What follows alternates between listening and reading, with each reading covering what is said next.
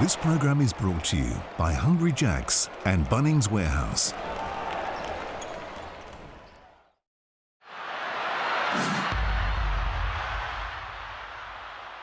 Here we go, punters. Let's have a look forward to the championship markets here, because there is 3 teams, I believe, have a chance to win this NBL Championship. We'll start off here with the Perth Wildcats. Now, I don't like the price too much at $5. I think that they should be a little bit further out because there's a fair gap between that team and Melbourne and Sydney here. Sydney probably deserve to be favourites, but Melbourne United, with that finals experience, are just hanging in there. So my tip right now, you can't go past them 12 on the trot, is going to be the Sydney Kings here. I reckon that $3 price has plenty of room to move in. Enjoy, and most importantly, gamble responsibly. I'm never off my grind. I'm always on time. I'm ahead of the game. I'm first place. I'm in my prime. Hard work that pays off. I pay dues. I'm paid off. Cross me, get crossed off. I'm so fresh. I'm so raw. Go hard like A-Day. It's game time like A-Day. I ball hard and clutch play. It's game time like A-Day. Hello everybody and welcome wherever you might be right around the country. Happy Easter. A Sunday afternoon in Melbourne inside John Cain Arena, and that man ripping form on Friday night as the JackJumpers tried to do everything possible to force their way into the playoffs in their first ever season. Wherever you might be, welcome. I'm Cam Luke and I'm joined by legends Shane the Hammer Heel and Andrew Gage. Gentlemen, good afternoon to you. Thank you very much. Yeah, looking forward to this one. I think that this is an intriguing game because the JackJumpers are still with a slight chance to get there, and they've been very good. They've won 8 out of their last 10, but up against a team that's not in great form but has had the wood on the JackJumpers twice this season. So it's going to be interesting to see what adjustments the JackJumpers can make in order to overcome the hurdle, which is the Southeast Melbourne Phoenix. Hammer, I mentioned it, Gazy alluded to it. As we have a look at the Amy ladder, it gives us a clear picture of what it all means for the JackJumpers after the Wildcats went a W ahead of them after the win last night. Well, they've just got a little sniff, but all they can do is take care of what's in front of them tonight, and that's Southeast Melbourne, and then try and win next week, and then they're going to rely on the fact that Perth have to lose both games. So we'll wait and see, but they've been outstanding. Whether they make it or they don't make it, first year in the league, for them to be able to get this done has been incredible. Adams has probably been their best achievement so far. We'll get to that in a moment. For 11th straight game, the exact same starting 5, all thanks to DoorDash, and to celebrate the NBL Finals, DoorDash are giving you the chance to eat your way to LA. Use the code DASH2LA on all orders between now and May 29, and you'll be in the running to take 3 friends or family on a 5-night trip to see the Lakers play in Los Angeles. You mentioned Josh Adams, Shane Hill, before we get to him courtside. What do they do going forward, Tassie, into an off-season if they do not, in fact, make the playoffs? Well, they've got to evaluate who needs to come with them for them to make another step forward to be able to make the playoffs. I love what Scott Roth's done. They play with a fantastic culture. They play hard. They play together. They play their roles. They've accepted that. And they've bought into the pride of what they've really tried to do as a state. Love seeing Tassie back in the NBL. It's been a huge success. So you would re-sign Josh Adams, yes or no? I would sign him, not the other 2 imports. Okay, music to our next guest here, who is in fact Josh Adams, who moments ago was courtside with Pete Hawley. Well, the finals dream lives on for the JackJumpers as they prepare to take on the Southeast Melbourne Phoenix. With me now is one of their stars, Josh Adams. Josh, how hard is it not to look too far ahead about what could potentially happen and take it one game at a time? Usually it's pretty difficult, but we have built a culture around focusing on the next game from the start of the season. So we're locked into Southeast Melbourne. We know it's going to be a very difficult game on their home court, and that's our only concern at this moment, and the results will take care of everything else. New Zealand Breakers gave you a bit of a battle the other night. What impressed you most about being able to get that job done? Just the resiliency of the team. New Zealand had a bit of a run, and our guys were able to fight back, and a lot of guys stepped up in that game, and New Zealand didn't make it easy, which was a difficult game, so we're just happy that we were able to get it done and keep these dreams alive. Looking forward to this one. Good luck tonight. Thank you, cheers. 23 points on Friday night and a tight tussle and a win against New Zealand to keep those playoffs hopes alive. Now, this team still mathematically, Drewy, can make it as we look at the DoorDash starting 5 as per, with Ryan Brockhoff still out. Mathematically, they can still make it, Andrew. I assume you're not a mathematician. No, well, I think there's a number of circumstances that have to fall into place, which is that unlikely that I wouldn't be overly keen if I'm a Southeast Melbourne Phoenix fans to reserve that time to see them in the playoffs, that's for sure. But they've got a nice team. Xavier Mumford has been in some exceptional form. In fact, since round 16, he's led the league in scoring with a little over 20 points per game. And so he's in a white-hot streak and a high-quality player, and he's going to have a big say in this one here tonight. But like I said earlier, this is one of those teams. Every team has that opponent that just presents them with some challenges, and certainly the JackJumpers have problems with the Phoenix. Today's Game Time by Kmart Falkirk is Malik. There he is. Head to the NBL website to find out more about having the Game Time by Kmart experience in your schoolyard. Malik on his way to being a superstar, all thanks to Kmart. Who wins, Hammer? Southeast Melbourne. Oh, I'm actually going to go the other way. I'm going to say the JackJumpers. Hungry Jack's NBL first of a doubleheader on a Sunday afternoon. And it's Mumford, met by Matt Kenyon, who re-signed during the course of the week. Great article on NBL.com.au to check that out about a man who has been great, in particular defensively. Here is Mumford, pulls up, lets it fly, and it's down a little bit to what you spoke about, Drewy. No, he's been great. And having said that, he hasn't been great against the JackJumpers. He missed one of the earlier games, and in the other one, I think he only had 2 points. So it'd be nice to see that one go in. And he's a quality player. Got good size, can shoot it, and as the season's rolled on, really found his role. He's playing for a contract, right? Yeah. Maybe, I don't know whether he's going to come back to Southeast Melbourne or not.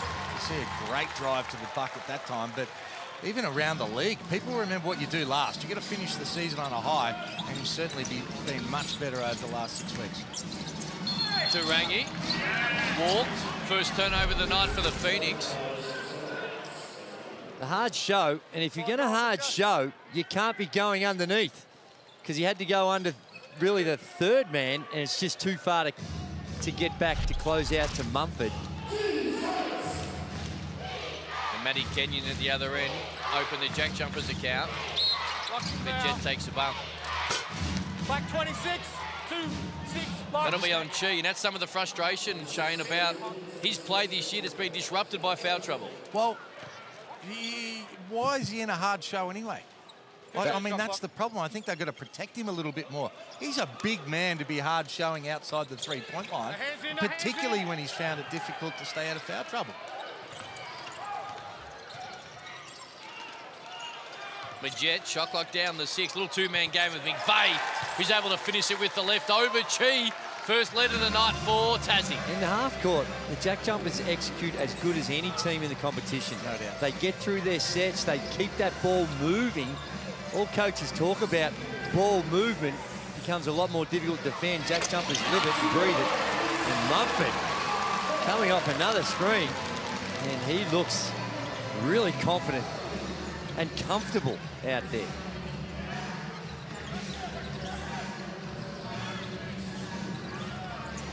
Adams pulls up, able to get that to go as well. So he's starting this afternoon like he ended Friday night. His first bucket, little mid-ranger is down. Roth's done a great job with this team. You very rarely see them take a bad shot. Their offense, they're disciplined, they play together. As I said before, Drewy, they move the ball and move people as well. Just to that point, Hammer, that's a credit to Scott Roth again, because it wasn't exactly how it was at the start of the year with Majet and Adams. You felt they had to take certain shots at different points in games, but they curtailed their game on the back of Scott Roth, and they're much better for it. No doubt. And you feel like he'd be a very firm coach, but very fair. They look like they play for him. He's hard. You hear him in the timeouts, and he doesn't mince his words. And it's exactly what you want, is clarity on what you have to be able to get done. See, Chi missed that one, followed up by Creek. But I love what they've done. And if you looked at their overall talent, their talent level's down the bottom. But it's a credit to all of them for being able to overachieve and beat much more talented teams. As Adam gets that to go, he's got 5 early. We're all tied at 9. Entertaining start. And I see the Trevor Gleeson influence on Scott Roth. As he was an assistant coach with Trevor, learning the system, learning the NBL, and he's taken the theory about a really well-structured half-court set with him and brought that to the JackJumpers, as we saw, as we have seen with the Wildcats under Trevor Gleeson's guidance, and that's going to be an offensive foul. Easy call there.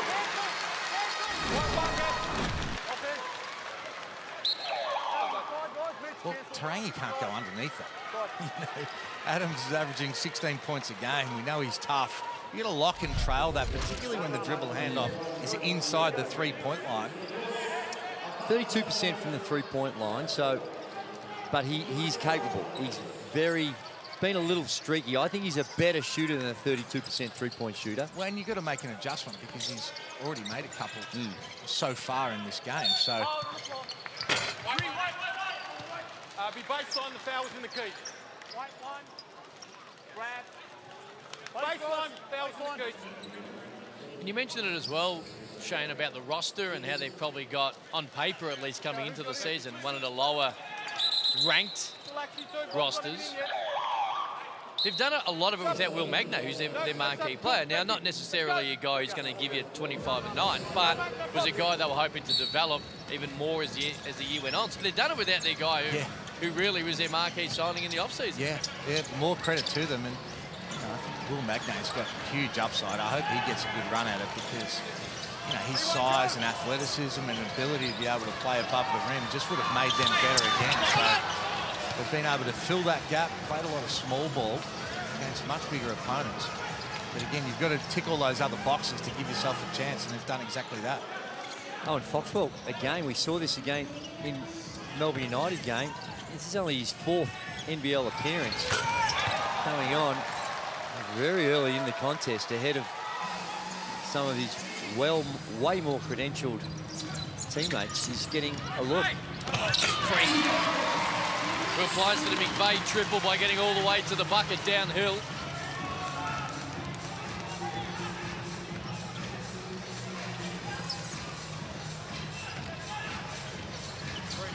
Adams feeling it, continues it.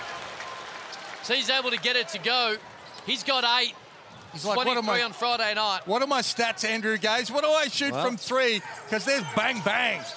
It is. He is streaky. And as I said, I think you look at his technique and his form, his leading knocks down one. Is this going to count? Was that foul before the shot or not? They're going to talk about it.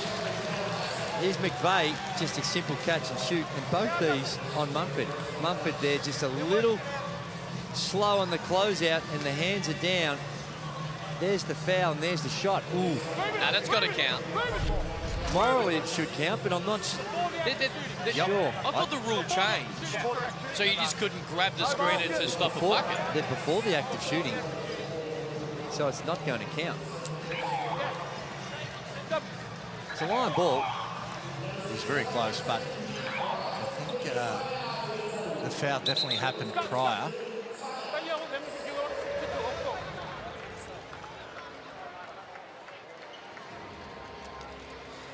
4-point lead for Tassie, as we just heard. That bucket won't count.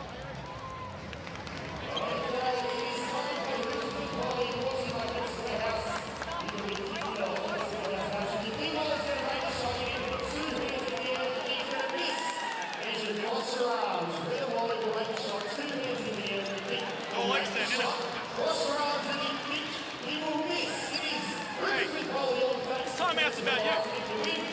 Welcome to whoever you might be. If you're just joining us for the first time out of the afternoon, John Cain Arena as the JackJumpers 15, 4-point lead over the hometown Southeast Melbourne Phoenix. 6 of 7 from the field are the JackJumpers, 3 of 3 from the three-point line.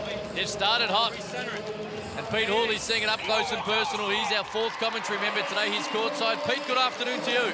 Yeah, good afternoon, boys. I mean, you talk about the mindset of the JackJumpers. Talking to them pre-game, they thought that the last game against the Breakers was the first time in a while they might have started just to look a little bit ahead. And I think you can give them a little bit of credit because that was after Perth had lost to Adelaide, so it's a bit harder not to focus on that. They'll be really impressed with the way they started here because that's been their mentality for the last 2 months. One game at a time, we control what we can control and not look too far ahead. But obviously, with results that were happening out west, they fell into that little bit of a gap, escaped that one against the Breakers, but Scott Roth will be happy with this one. And it's not inconceivable when you think of the road ahead for the Perth Wildcats, who's the team that they'd be replacing. And unfortunately for the Wildcats, it looked like a nasty injury to Vic Ball. So if he's not there, and they've got some tough games to follow. In fact, they play the Phoenix, so it's not as inconceivable as what some would think, I know, Hammer, you're not a big believer. I actually think it's unlikely, but... It's highly unlikely. But not completely inconceivable. That's my point. You're dancing again. But how does Kyle Adlam feel right now? Well, yeah, I'm not sure. And by all reports from Simon Mitchell, it's Foxwell's played himself in this position with what he's been doing in practice. As Adams misfires, his first three-point miss of the night. Little heat check. Here is Foxwell, now back to Mumford, who started hot. 5 early points, takes a bump there. Kruzlovic.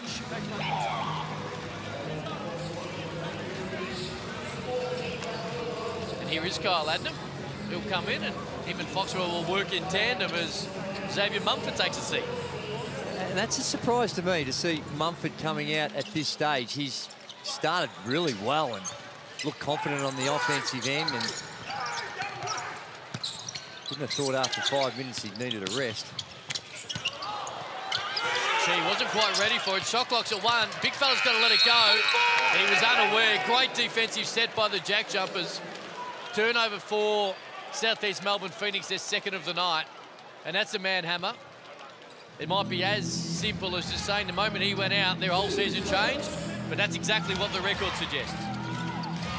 Yeah, yeah, potentially. But just the way they've played this year, with the talent they've got, you know, they have been an underachiever. And, you know, with that sub to Mumford, it's so hard to get momentum. If you're an import, you've started off well, you know, you're ready for a big game, you're carrying this momentum where you've had a really good month forward. As you see a nice move by Creek in transition. Then there becomes an element of frustration, and sometimes you feel, Drewy, like you've got to be in a hurry to make things happen, because you know you're going to come out of the game, and we've already seen 5 guards play already in this first quarter. Yeah, we made that comment yesterday with the improved form of Keanu Pinder, and a lot of that, I felt, it's just that he's been given the license to make a few mistakes and play more consistent minutes, and clearly that helps. And in this situation with Mumford, you know, he looks like he's accepting it well, getting a quick breather, but he started 2 of 4. He's got the 5 points and looked pretty good out there. I know myself, and maybe it's a different era, I know myself, I'm not overly keen on taking a spell after 5 minutes. Well, and I'm not against them giving a young fella an opportunity too. In fact, I'm all for it, but it just seems all year I haven't understood their vision about signing both Kyle Adlam, Liafa and Mumford, and then trying to balance all that out when you've got guys like Glidden and Brockhoff, and just seems like there's a logjam for the players that none of them really can play to their full extent because coming in and out. G down low.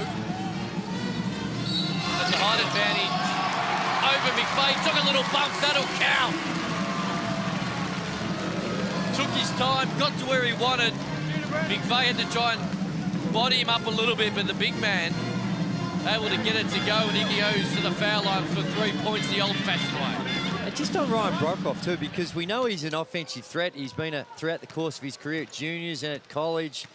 And when he's at Europe, he's lights out. He's a 3-point threat. But it's actually, statistically, it's been on the defensive end. Prior to Brockhoff's injury, the Phoenix were conceding 83 a game at 43%. But since then, that's up to 91.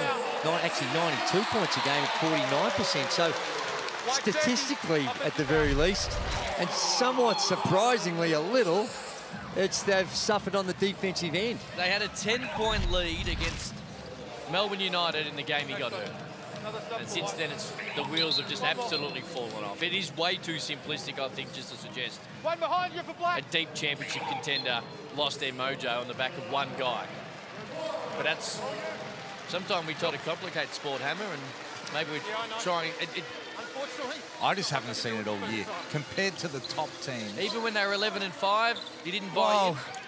You see their upside, and based on what they did last year, because they were good last year, but defensively they certainly need to be able to fix a few things.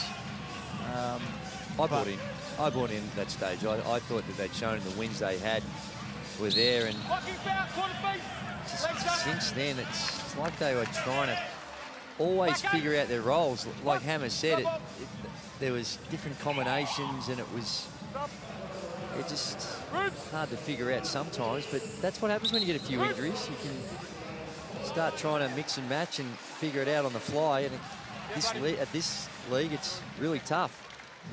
I was hoping you were going to, but I didn't want to go. Gilligan takes a seat. McDaniel only came on for a minute and a half, and he picked up 2 quick fouls. That's Sam McDaniel. Steindl in. McIntosh likewise. Steindel's another one's had a really good year for the Jack Jumpers.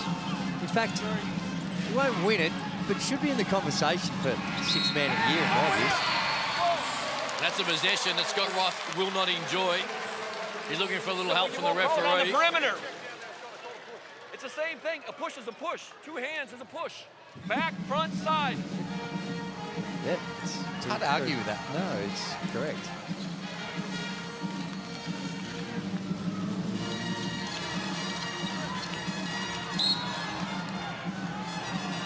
Ashley just dribbles it off his foot.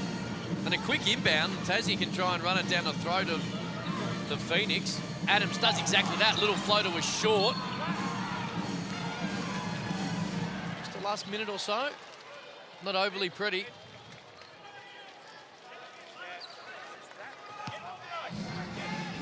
They're all tied up.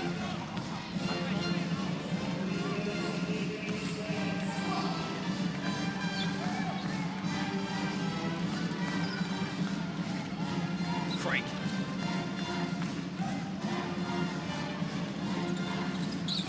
Ashley runs straight over McIntosh, and talking about a man who finds himself in foul trouble, that's another guy who's had at times a disjointed NBL career due to the 5-foul limit, and he's got an early one here.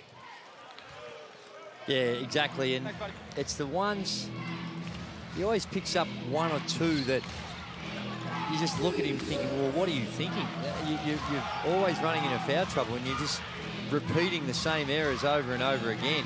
Some you can't avoid. Some you just, all the endeavours are correct and you pick up fouls, but it's just got to eradicate those ones that you can control. There's Majet going left. Able to knock down a long 2. It's his first bucket of the night. And that is the lead for Tassie. Adnam floater, other end. No good. Got his own rebound. Couldn't put it back.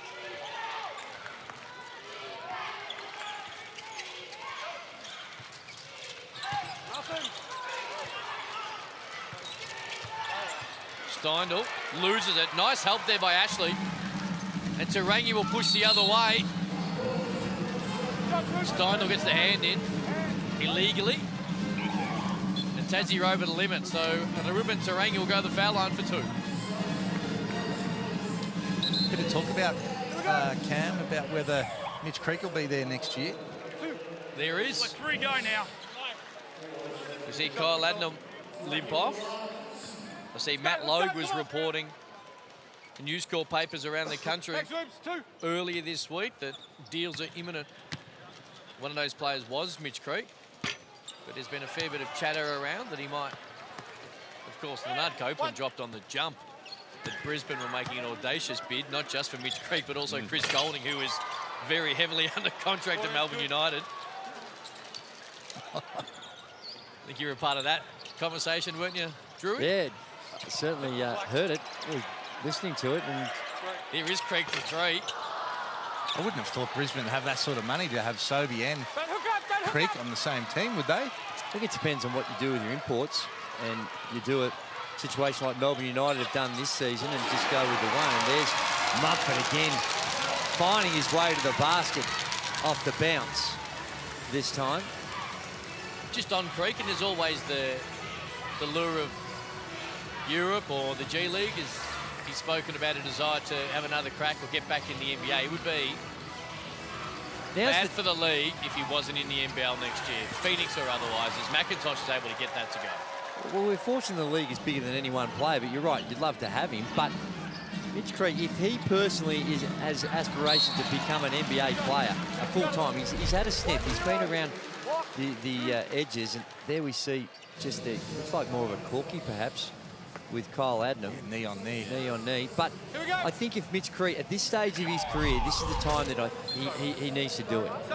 But surely the NBL's as good as any pathway in the world to get. The NBL is to get back to the NBL. No, I mean, talking about just going over and having a crack and not making a commitment to another team because you're going to put your focus and your attention on the NBA. Now would be the time to do that. But you're right. The NBL is under the eyes of virtually all the NBA teams, and it's proven over the last few years. If you want to get to the NBA, this is a really good pathway that gives you the best chance to get there, or maybe not the best chance, but a very good chance to get seen. And your numbers in the NBL now have credibility, and they stack up for NBA teams. Well, the amount of players that have come through, not just Australians, next stars, but Americans that haven't been able to make it through the college pathways have come to Australia and then found a way to be able to get to the NBA and have success. Yeah. Torrey Craig and Joshua Tate, two of those men that fits comfortably after what Shane Heal's just touching on. 8 points as Mitch Creek takes a seat into the last 20-odd seconds of the first quarter. So he's had a nice first here at John Cain Arena.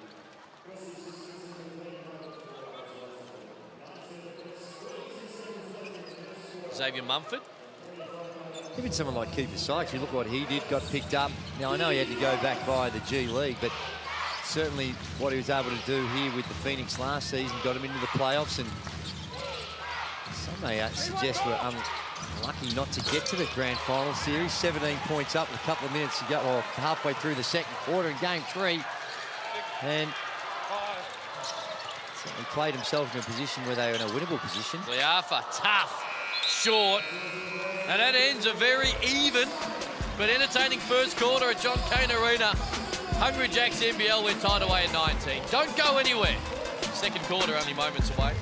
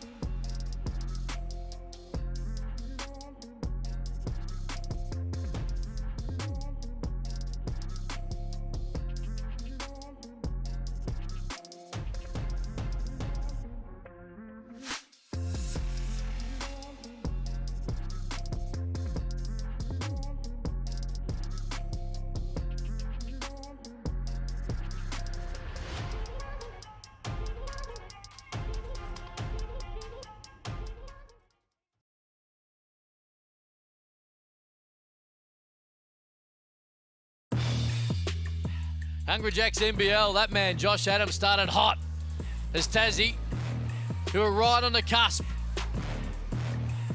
of a miraculous playoff push in their first year, need to win out to give themselves any opportunity. Southeast Melbourne Phoenix fans are out in force, as is Joe Davey. And since the Phoenix joined the comp, their family has loved attending games and cheering for the boys. It's a great bonding time for the family. Joe Davey, congratulations. $50 Kmart gift card is all yours. Shane Heal, your thoughts on the first quarter? Well, good competitive contest, wasn't it? And we knew that Tassie would come out firing and throw the first punch. They did exactly that. on the back of Adams. I think they need more people to be able to step up, but they base it on defence, Drewy, and holding South East Melbourne to 19 is a good start for them. Yes, absolutely. And Foul is in the front court, it goes to 14. Defensive foul, Tasmania, they need to keep teams to modest scores because they're second last in points per game. They only average 79 a game, and they rely heavily on their defence and their efficiency on the offence. And that 79 is somewhat understandable, given that they use so much of the clock. They're very much in that more geared to what they do in the last 8 to 10 seconds than they do in that first 8 to 10 seconds. With plays like that. Hold on the rebound, 26. That's going to be on Cho. 26, On Chi, the big man. That'll be his second. And Stay with Tassie. it's a smart tactic from Tassie because they control the tempo so well. They don't want to get into a battle of just running up and down against more talented teams. They want to get good shots, play their roles, and give themselves a chance. Pete Hawley is courtside, stuck his nose into a huddle. Tell us what you heard. Well, guys, I was listening to Simon Mitchell, and first things first, he said, look, we gave up no offensive rebounds, so he was impressed with that as they gave that one up before that possession on the foul with Joe Chi. Said down the other end offensively, they can tidy things up a little bit. A couple of turnovers, loose balls, and they were in the bonus early and didn't really attack down the stretch, so he wants them to try and fix that in this second quarter. Bit of an update on Kyle Adam. You were right, it's a corky. In his words, it was a big boy. He's in a lot of pain, and I know he likes his beach recovery morning walk, so he can probably hang that one up for a couple of days because he's on the bike right now and he looks like he's going to be hurting. Thank you, Hools. First bucket of the second quarter for the Phoenix, who now lead. Midget, too easy. And missed an even easier one after he got all the way to the rim, and you won't believe it. He'll get it back. And then Mitch Creed will put a hand in and pick up his first foul. Liafa trying to guard the penetration and just blew by him, Midget. And then, see here, just straight by him, no help. Easiest opportunity he'll want to get. And then Liafa just lacking the concentration there and gets picked, his pocket gets picked from behind. Not a good minute or two for Liafa. Well, two errors, a really poor closeout. Just needed to close out short and try and stay in front. Can McVeigh hurt them? He can't. So they get away with one there, the Phoenix. Defensive foul, 0.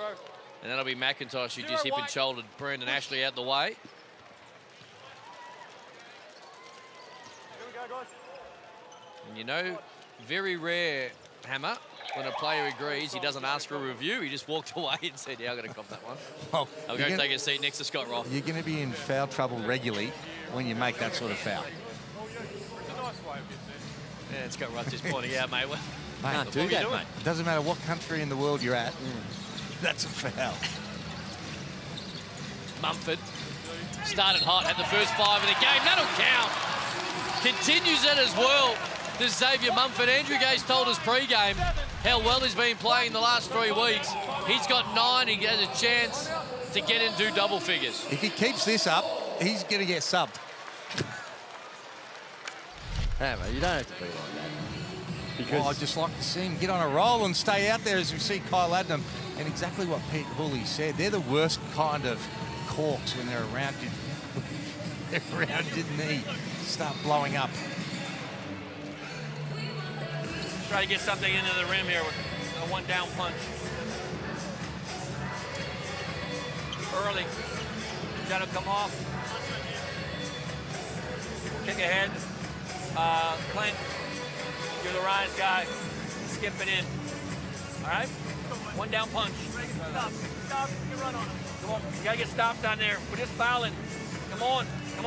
Keep the ball out of the paint. All they want to do is drive it at us. I told you that in the beginning. You have to move your feet. You're going to have to load and stunt. You need to be active. Come on. Together. 1, 2, 3 together. Well, he's spot on. They've been able to get to the paint. In particular, Xavier Mumford puts it to the floor. Such a threat from the perimeter. And that time there, just straight line drives. And it looks like just the knee. Have a look at the knee. Bang, straight into the thigh. They're never pleasant. Now, I'm no doctor, but I think it's extremely unlikely that Kyle Adnam takes any further part in today's game. He's done. for tonight. Xavier Mumford to try and complete the three-point play. Just on Scott Roth, Coach of the Year, Drewy? I think so. I think it's tough for someone like Dean Biggerman because you have different measurements. You're set by the standard you have set. Yeah, so it's hard. But Chase Buford. Yeah, exactly. But coming 13 in a row. Coming down, those guys, because of the perceived talent that they have at their disposal, and sometimes not perceived, it's real. And Scott Roth would be a worthy winner, but any of those guys would be. No doubt. Hammer? I think for all those reasons that Drewy said, you've got to give it to Scott Roth. But Chase Buford's done an unbelievable job. From where they were and dealing with injuries and keeping this momentum and playing such a different style with the 5 out the way they do, and their defense has been good. And you're right about Dean Bickerman. I mean, he's been an exceptional coach for a long time. Paul Gorge, he's done one of his best coaching jobs in a long time with where they were placed. So he had problems and he had to make adjustments, able to do that, and got them into a genuine championship contender. Yep. And this just continues to give credit, as it's a great pass, as McVeigh ends a 9-straight run for the Phoenix in the first bucket of the second quarter for the Jack Jumpers. We talk so much about the depth and what the NBL means from a playing perspective, but when it comes to coaches, yeah, it's really good. Ashley hits it as well. We're extremely deep. No doubt. And you got 3 or 4 men who legitimately could lay claims to being Coach of the Year as Majet lets it go. It's long. Kept alive, and Simon Mitchell spoke quarter time about keeping the Jack Jumpers off the offensive glass. He was happy with it. They've had a couple early in this second quarter as Liafa just takes it away and they run. Tough shot. It's going to go to Tassie. Hardly bumped you, mate. It's a man's game. No, he didn't. Came and bumped with his left head shoulder. There you go. A little explanation.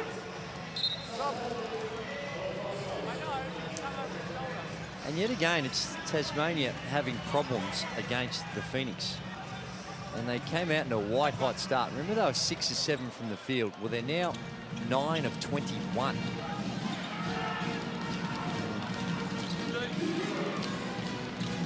Owen Foxwell back in. Ashling Majet full court.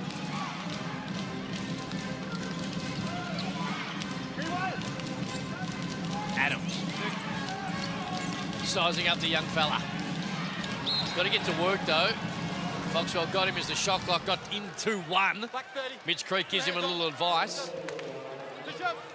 We handled that well, except for the last. He didn't bite on all the crossovers. He just maintained his position, and just at the end, just wasn't able to move his feet quick enough. But you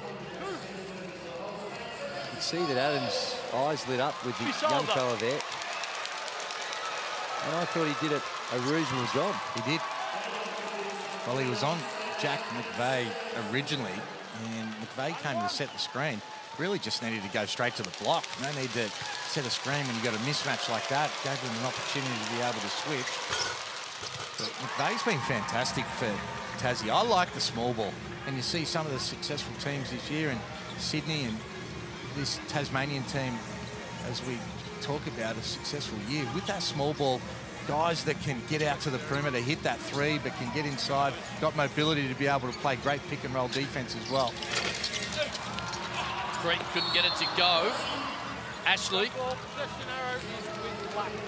He's going to keep it alive, and due to the wedgie and the possession arrow, stay with the Phoenix.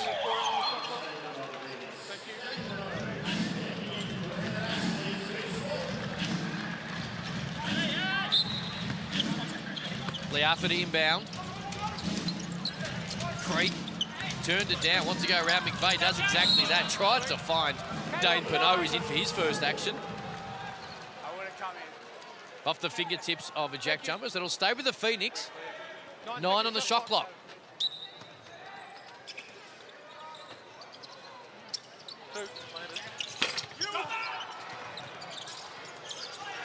Another opportunity. Thanks to Ruben Tarangi. Now it's Liafa. Step back, straight three. Got it, can't step off him. He rattles it in. His first bucket of the night, the lead is 8. And his second quarter has all been Southeast Melbourne Phoenix.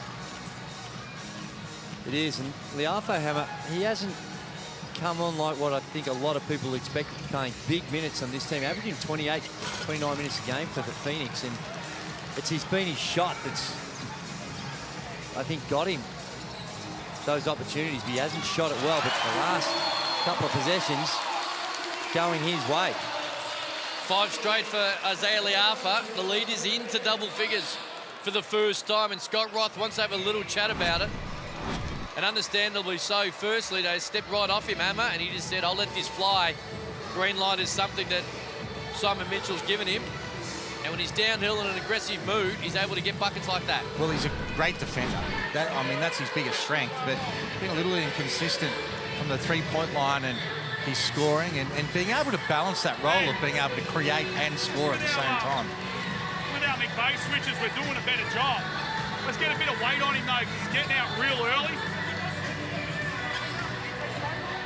Say again. No, he's okay. He's okay. I want you to just focus on your job. You're okay there. Yeah, okay. Offensively, hey, offensively. Let's go again. Too big for the 4-man. Okay, too big for the 4-man. Actually, you know what? Yeah, if you want. Are you going to get in the rifle? No. Go to Adams. Head coach Simon Mitchell having a chat. Pretty happy with the defensive effort of the Phoenix. He might have changed the play up at the last second there, Drewy. I guess we'll find out in a moment or two. And Southeast Melbourne Phoenix get the pull back. No, even liking what he sees, particularly on the defensive end, after a shaky start where JackJumpers came out wide hot. Holding them to 23 points, 40% from the field, 30% from the three-point line. They've made some adjustments and starting to get control. The key for the Phoenix is, can they maintain it? They go through 5 quarters where all their good work's brought undone. And that time on the O boards. Krizlovic able to tip it in. 3 offensive rebounds in this quarter for Tassie. In half a quarter of play after Simon Mitchell spoke glowingly a quarter time about the Phoenix keeping it off it. They've made 13 baskets, Phoenix, and they've made 5 free throws, yet they've only got 2 assists so far. Everything's been done individually, and that's where I think they struggle a little bit, Drewy, of being able to keep that momentum up that they're having right now. 2 assists, 5 turnovers so far. Yeah, everything's coming off the dribble, and here's another example of it. We are going through a purple patch this last minute, and he's just getting to where he wanted to get to. And a contested shot, but wasn't any great vigor. Second foul on Owen Foxwell. Sends Josh Adams to the line, over the limit.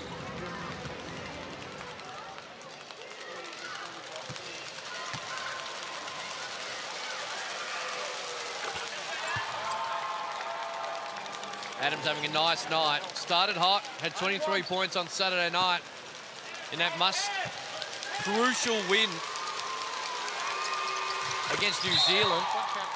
Nails both there. He won't take a rest. Someone will. It'll be Steindl. Sam McDaniel comes in. 4.5 to go in the second quarter. They're going to live at the free throw line.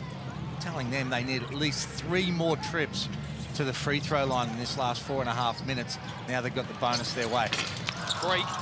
Couldn't get it. Foxwell, offensive rebound, finds Clinton. 3, 2 opportunities. Couldn't get it to go. The Phoenix on that occasion.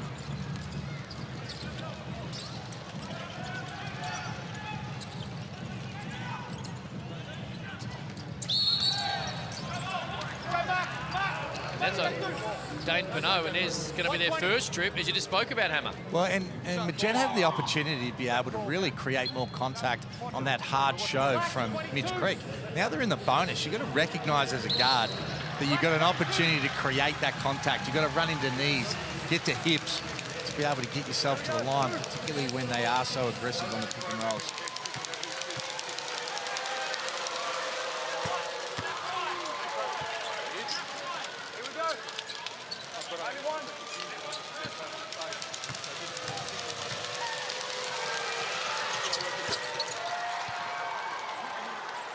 Krislovic makes both.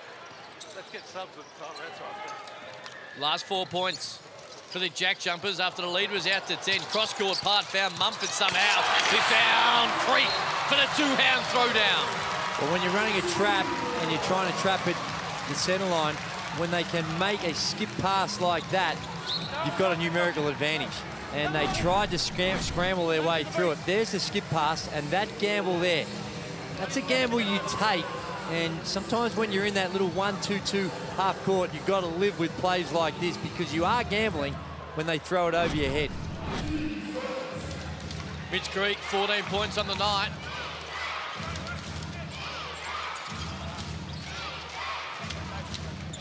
Jet right at Liafa, used the body. Liafa, great D. It goes the other end, turned it down. Probably shouldn't have in the end. It was a tough pass, and that'll be a foul, though, on Adams, who pushes away Mitch Creek. He's fairly vocal. It didn't look like that's the right call. Look forward to seeing the replay. Adams calling for coach's challenge.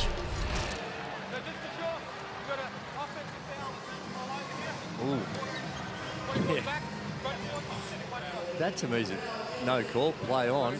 It's contact's there, but the ref's almost seen him like he's tried to sort of hook him a little bit, but I'm not sure that it was. He was just in front, just staying in front. Because he had no reason to want to get tangled up. He had the ball, he was off to the races, and there was no advantage for him to have more contact. Now, we also received a tech foul, did Josh Adams, for being vocal, as we seen a little bit of it, which probably rendered a coach's challenge irrelevant, because there was one shot coming anyway, and possession.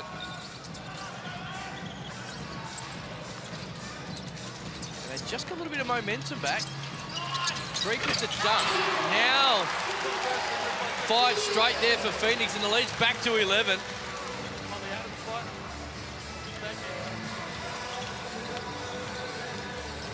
Here is Adams trying to use that aggression at the other end. Couldn't get it to go. Still vocal.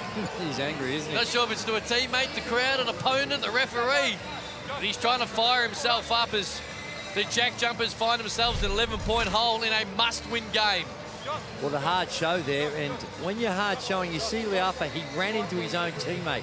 On those hard shows, got to go underneath, or got to go over the top and try and catch up. Just running into your teammate is going to cause some problems.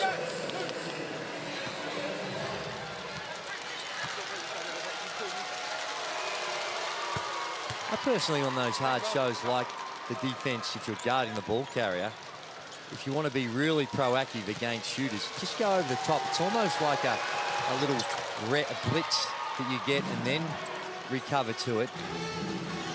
But a lot of times they teach you, if you're going to hard show, just to go under your defender as well. But that does create separation, and you do get exposed to the 3-ball. Glidden off on the 3. Leads at 9. Adams this time double dribble. That mood he's in with the referees ain't going to improve on that. Now he wants to have a chat to Liafa. Likewise from the Phoenix guard. Just needs to manage these moments because just trying to be a little too aggressive. Just ball got caught up on his hip. And a few friendly words there, Hammer. Not too much in that one, really, I would have thought. We don't know what they said. Josh Adams takes the seat. Scott Roth. Smart sub, though. To cool him down.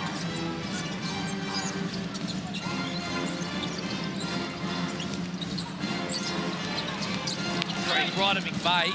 Great pass inside. Big finish, Dane Pinot. That whole action, they ran 2 dribble handoffs both ways. So you're coming off those staggers, little zoom action on both sides of the floor. And the ball keeps moving. The defense gets shifted, and good penetration by Creek and find a Dane Pinot. Help coming, but with all that movement going on, it's hard to get into that position for that third man help. Leaves it short.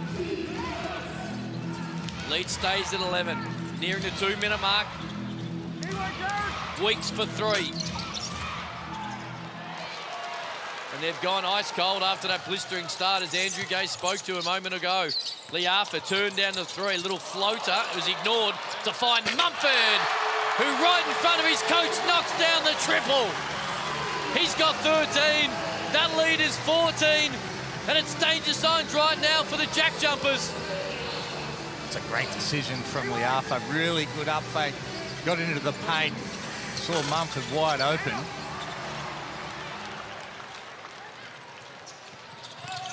Last 5 points for the Phoenix.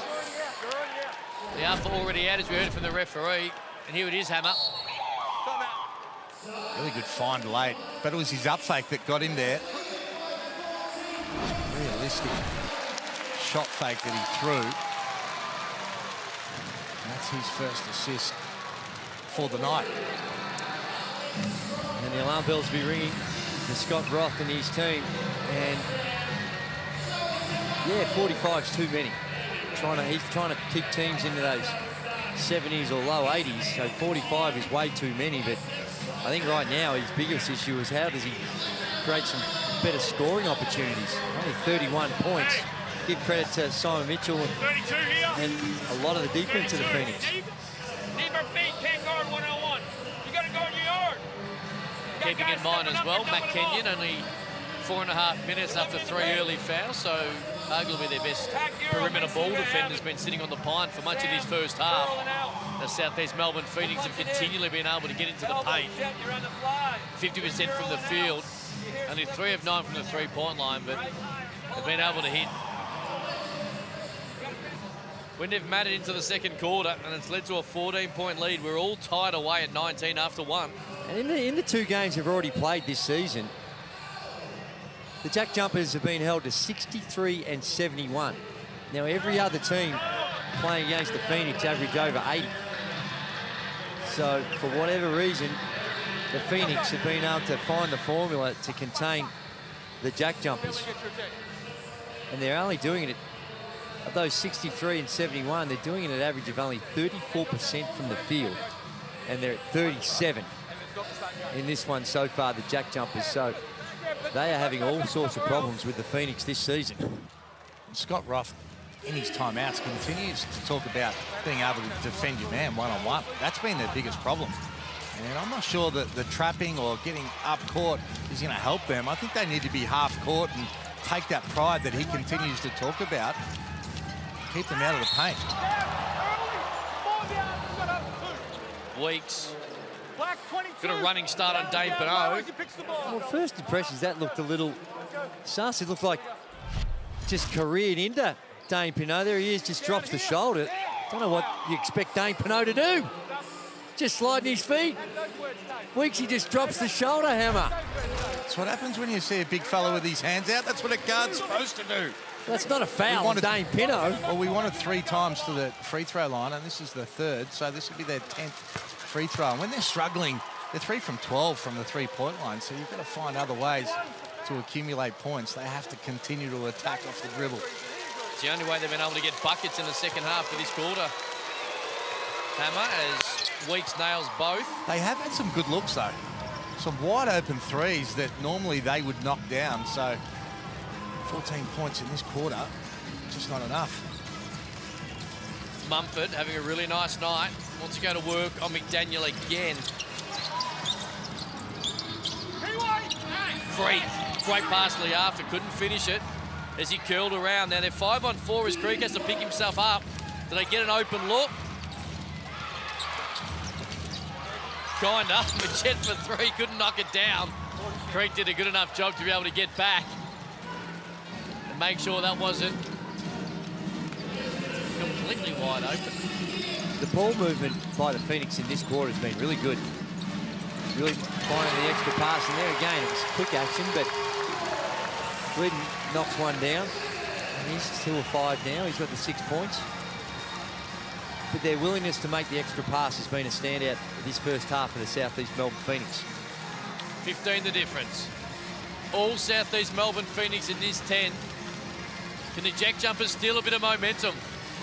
Weeks, step back, tough, got it. And that'll end the first half at John Cain Arena. Jared Weeks with a desperate three, desperately needed three, right as the buzzer expired in the background and was able to go down. Only 4 of 14 from the three-point line after they started 3 of 3. So 11 straight misses ended right as the half ended, but it's back to 12. As Pete Hawley is courtside. Well, I'm here with Mitch Creek. Creaky, it was a battle in that first quarter, but then you started to break it open in the second quarter. What did you like about it? Defensively, keeping guys off preferred hands. Adams was really aggressive, hit some early threes. We thought they were pretty tough, but he's a great player. He's been aggressive, so keeping him off, walling up, making it tough for him, and then rebounding. You know, second chance points for them is massive, but last time we kicked it around the gym like 30 turnovers in a game, so looking after the ball is massive. No, it's a big 20 minutes coming up. We know what the Jack Jumpers are playing for. We know what you're playing for. How do you make sure you continue this? We just got to be tough, got to be mentally tough. Can't have any softness, no weakness at the moment. And so far we've done 20 minutes of it, but another 20 to play. Thanks, mate. Good luck in the second half. We don't go anywhere. We know what both teams are fighting for. I'm sure this one's about to heat up.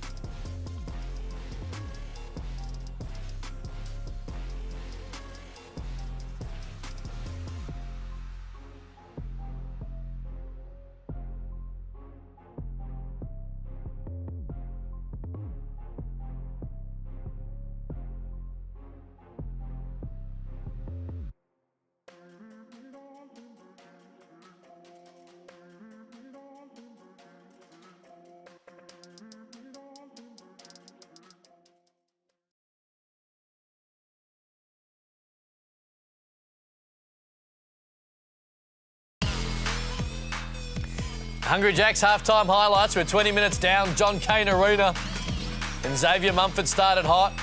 So did that man, Jack McVeigh. Of course, do or die for both of these teams mathematically. A little bit of foul trouble for the big man, but he was able to get that to go. Xavier Mumford is in aggressive mode. And Mitch Creek, well, he just does Mitch Creek things. And Isaiah Leafa, second quarter belonged to him, as he was able to help the South East Melbourne Phoenix take a 12-point lead after 20 minutes on a wonderful Sunday. Boys, what did you make of this first half? Yeah, it was a good start by the Jack Jumpers, but it all fell away too quickly. And on the defensive end, the Phoenix just had their way with them. We take a look at the leading scorers, Adams with his 14, McVeigh with his 7, but it's Xavier Mumford and Mitch Creek doing a lot of the heavy lifting on the offensive end for the Phoenix. But we look at these numbers here, the field goal percentage of the Jack Jumpers are down. And they started 6 of 7, don't forget. And they ended up 11 of 29, 39%, 28% from the three-point line. And good shooting on the flip side of that. And have a look at the rebound count. Just a complete annihilation. And the other thing in talking about that defence is that the Phoenix, they've got 26 points inside the paint, whereas the Jack Jumpers only the 10. So we give the Phoenix credit for keeping them out of there a bit, and also the Jack Jumpers, they need to find a way. If you're going to have problems guarding someone, you've got to find a way to keep that scoreboard ticking over, and they haven't been able to do that. A lot of conversation around Mitch Creek, out of contract at the end of the year, 14 points, 4 rebounds in the first half here, doing Mitch Creek things, as I said. And Hammer, take us through his night or his afternoon so far. Well, we know he's tough. He's tough off the dribble because he's got that mobility to be able to play from the three-point line, but you can set these screens, get to the offensive boards, and that's been the killer. 10 offensive rebounds for Phoenix to only 3, and you know, when you've got somebody like Mitch Creek going downhill, it makes it very, very tough to stop. 14 points, 4 rebounds, a couple of dimes, and they're going to find some solutions at the halftime break, the Jack Jumpers, if they're going to get back into this. It's not easy, though, is it? In this situation, Mitch Creek, one of the best players in the NBL, it's not easy just to tweak something at halftime to stop him or slow him down. Scott Roth's been talking about it every time out. Contain. Start to contain your man. If they do that, it's going to solve some problems. They start knocking down a couple of shots. It's only a 12-point deficit, so they can give themselves a chance. They're not out of this. And what we've seen all year, their character is strong because they continue to fight. They believe in each other, and I think they'll make a game of it. And it seems they spend so much time on the team strategies about what you're going to do with the on-balls, how you're going to guard the weak side, where you're going to double team from, all those things. And quite often you forget about the basics. Sitting down, sliding your feet and stopping someone from getting to the rim. And we've seen a bit of that by both teams, by the way, because you wouldn't say that the Phoenix necessarily they've been better than the Jack Jumpers at that end of the floor, but there's been some times where you've seen some breakdowns at that end as well. So yeah, sometimes you can overcomplicate it and think, well, strategically we need to make some change. No. Sit down, play some defence. Matching Mitch Creek's 14 is Josh Adams as well. He had to cool off a little bit towards the end of that second quarter because he was getting a bit vocal. He got a tech foul, but he does have 14 points, and he was aggressive from the opening tip, Drewy. Yeah, absolutely. He came out and he was on a mission. He's been playing well recently, and he's been very lively in this one, and sometimes the emotions get the better of him. We saw him get that tech foul, which is something Scott Roth wouldn't be happy with. But when he gets it going from the three-point line, he's a threat. He's also got some bounce. He can play around the rim, so they're going to need another big half from him if they're going to work their way back into this one. Does he have to win this game, Hammer? Is it mentioned at all from a coaching perspective? No, I don't think so. They know what's on the line. It's back to the fundamentals, and, that's why I like what Scott Roth does, because he's talking about the individual defence. They got their ball movement, but they've missed a lot of open shots as well. So I think that can turn around. Guys have to step up at the offensive end. McVeigh's the second leading scorer with only 7. So, Majet, an import, he's 1 for 5. He needs to take some responsibility as well. And it doesn't mean you've got to go ISO ball and dribble. Start moving the ball, but look aggressive. Get those open ones as Mumford. He's 13 points. Only 13 minutes as well, so he could have a big one. Andrew Gaze, what's that? Week 16, he's led the league in scoring. Is that what you gave us? Yes, that's right. He's the leading scorer if you just take it since round 16. And he's been on fire, and he's doing it again tonight, and efficiently as well. And like Hammer said, he's only had when I say only, he's 13 minutes is not bad, but certainly the way he's playing, I would have thought there'd be a few more in there for him. 12-point lead for his Xavier Mumford, Southeast Melbourne Phoenix, second half on the other side of this.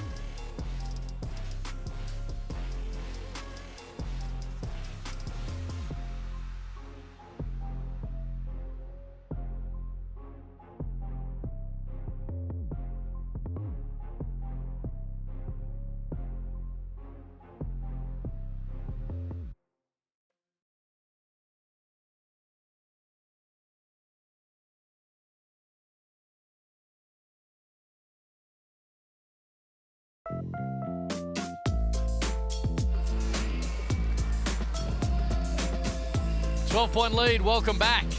John Cain Arena, Hungry Jacks NBL. First of our Hungry Jacks doubleheader on a Sunday. And Are You OK Day, Men's Health. Of course, always a great way to open the conversation.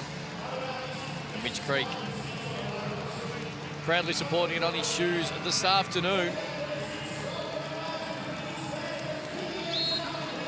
A 14-point first half for Mitch Creek. Kick start. Second half in the weirdest way. Tassie somehow hold on to it. She almost had a foul in the first 6 seconds.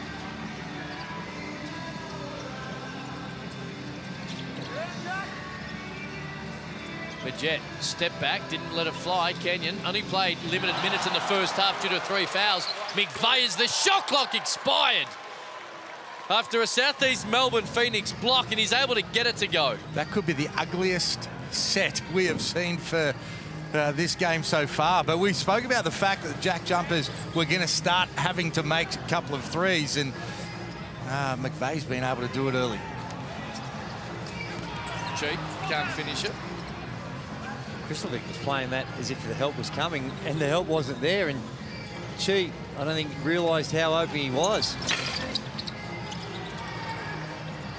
Couldn't get it to go. Kristlovic kept it alive. McVeigh doesn't need a second invitation.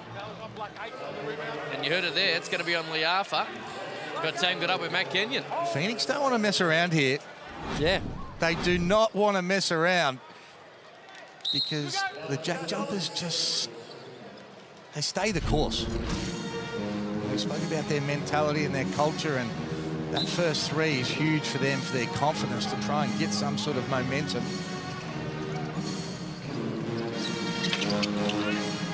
They're letting it fly. 4 threes in a minute 8 from the Jack Jumpers. Well, you look at their total numbers. They're 12 and 34, so they've had 34 field goal attempts. 18 of them have come from the three-point line. Now, they've only been able to make 5 of them, so you're not going to be able to get points in the paint unless you start attacking. Great move, couldn't finish it. That's twice. 2 virtual bunnies they should be for Chi, and he's messed them up. Majet, they're living and dying from the three-point line, and they're staying alive right now. He's got 5, leads back to 6, 9 points. Funnily enough, all behind the arc is the run for Tassie. And Drewy's right with the numbers, how many they've taken, but they've all been good shots. Yeah. Chi won't miss that one. That's what he should have done the last 2 times. The help was coming a little late, but didn't take him out strong and come up short. That time just goes in and stuffs it in with the 2 hands. The Jack Jumpers have relied on the 3-ball. They average 32 three-point field goal attempts a game, which leads the league. That'll count. McVeigh got deep against Liafa. Got a bit of a size advantage, uses it, and Jack McVeigh's good night continues. Such a spark. Jack McVeigh, a really good recruit coming from Adelaide, and just found a really good role for himself in Tassie. You sort of see this is the place that they would absolutely love him down there. The passion that he plays with and his personality and leadership. Just a great pickup. He's got to be a candidate too for most improved, Jack McVeigh. Not sure he'll get the award, but he has made significant strides forwards this season. Liafa, tough one. Chi couldn't reel it in. And they led by 15 in the last possession of the second quarter. Jared Weeks was able to nail a 3 to get it back to 12, and this run continues here. It's back to 5.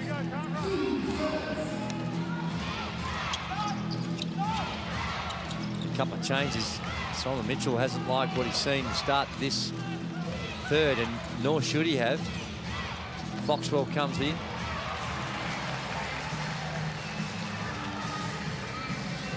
Turnover number 6 for the Jack Jumpers there. Chi got it. Munford able to find him. 8 points for the big man. Restores a 7-point lead.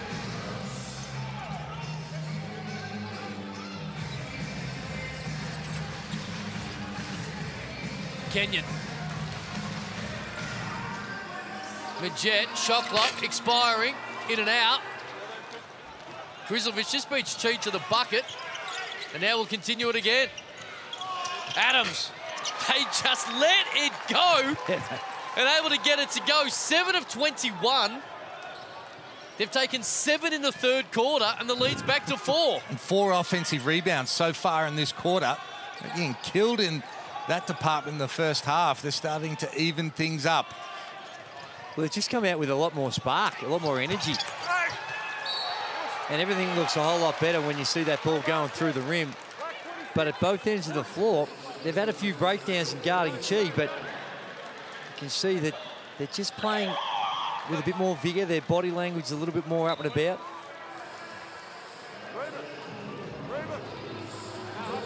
Third foul for the big fella. We just had the foul trouble there. Matty Kenyon found it in the first half. Dane Pinot likewise. His lead is back to 4. It was a game-high 15 late in the second quarter for South East Melbourne.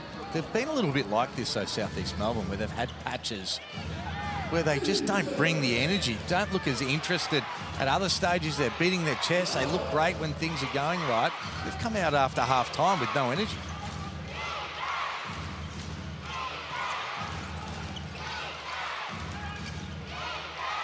Majet got to go to work. Again, the shot clock getting close to 0, and they find McVeigh, who's able to lay it in. He's got 15 on the afternoon. The lead is back to 2. Mumford tries to change it. Can't. Ashley! Fouled. He'll go to the foul line for 2 off a great offensive rebound. It's a 14-4 start. And in the previous 2 games, third quarters have been horrific for the Jack Jumpers. They were outscored 32-15 in their first meet, and then the next time was 21-12. Well, they're going about it in a different way now, and come out and trailing at that halftime break has really brought some energy to the table, which they needed to do. First is a little short. Brandon Ashley.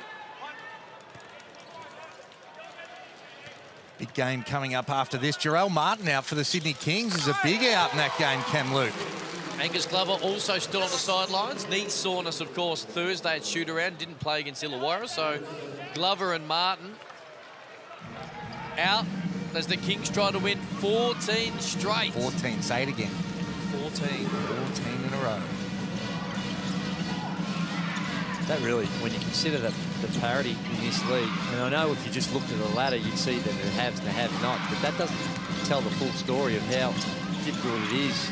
And what they've done is, on that 13 they've won, the last 7 have come on the road as Adams has caught fire. Talking 14, that's number 14 on the back of that man. He's got 20, and remarkably, we're tied up. Foxwell kept it alive in the rarest of ways. Offensive rebound while sitting on his backside. Gives the Phoenix another opportunity. Which in the end, they could not take advantage of. And I know I've said this, I'm going to make it again. The last play of the second quarter, Tassie trailed by 15. Jared Weeks hit a 3 as the buzzer expired. And we're all tied up. We're only halfway through the third quarter, and his Jack Jumper team, this epitomises what Scott Roth gets out of his men all year while they can still make the playoffs, Hammer. And we spoke about the fact they needed to defend. He'd been talking about it all game, and that's exactly what they've done. They just got a shot clock violation because every man was in a stance being able to contain that ball. And they have brought the energy. Jack Josh, McVeigh. Adams has been good. McVeigh has been exceptional. You want energy, you combine it with offense, you get this guy. And you've been talking about him all day, Hammer, how great of a signing he was, and he's proven it again today. Well, I love the fact that he's got that mobility and flexibility to play different positions. He hits the 3, up to 15 points, 54% from the field, but he's just active at both ends of the court, and he's just found a really good role for himself that I think he's going to be a major piece moving forward. I love the passion he plays with as well. Oh, yeah. Plenty of emotion. And even when things aren't going all that well, it seems that he's on the sidelines or out on the floor, and his body language, if you didn't know the score, you wouldn't be able to tell whether they're winning or losing just by watching him. And this has been him from a junior, under 12s, 14s, runaway babe junior. Watched him grow up. Great kid, great family. And he deserves the season that he's having. And I think there's even better ones to come. Pete Hawley is courtside. He was listening to Simon Mitchell. Yeah, guys, as expected, Simon Mitchell not happy with the energy on the defensive end, especially on the offensive rebounds, after how happy he was as Josh Adams tees up another one in that first quarter. It's gone downhill since, and he's saying, look, I'm not liking your effort because you're going to try and make a touch, but at some point you've got to locate the ball. If the ball's going over your head, you've got to make sure you get yourself in position, not just try and make contact and look like you're boxing out, because they've got to take care of that, and he's expecting a big 4 minutes here. Well, they went the last possession, they looked at a zone defense 2-3. It might have just been an after the timeout situation. Oh! No matter what defense you're playing, you need to close out on Jack McVeigh when he's in this frame of mind. 20-5 in the quarter, and that 15-point lead Phoenix had is gone, and they're now in deficit. Glidden. Got to get to work. Shot clock down to 5. Foxwell. Here's Ashley. Spins out of a double team. Gets it to go.